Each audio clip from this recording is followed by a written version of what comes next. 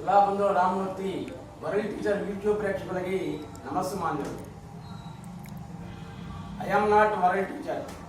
World teachers are Swami Vivekananda, Sadguru Subrahmanyam, ఇల్లెళ్ళమూడి అమ్మవారు, Rabindranath Tagore, extras all are world teacher. I am teacher in Palnadu district at Vinukonda గీసమ్స్ institutes. మీరు చూస్తున్నారు కదా మన కోటిరెడ్డి గారు వినుకొండలో గీతమ్స్ ఇన్స్టిట్యూట్స్ని స్థాపించి కొన్ని వేల మందికి జీవన వృద్ధిని కల్పిస్తున్నారు.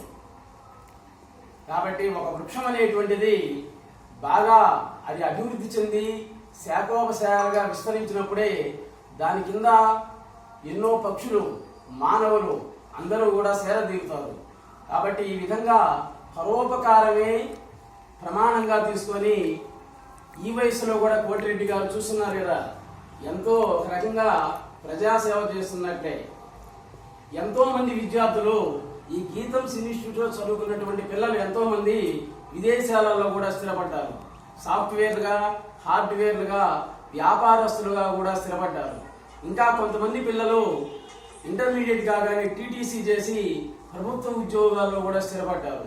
ఈ విధంగా తక్కువ ఫీజులతోటి ఎక్కువ విద్యను అందిస్తూ ముఖ్యంగా ఆడపిల్లలకి, ఆడవాళ్ళకి మాత్రమే ఇన్స్టిట్యూట్ స్థాపించి చేస్తున్నటువంటి మన కోటిరెడ్డి గారి యొక్క సేవలు అభినందనీయం.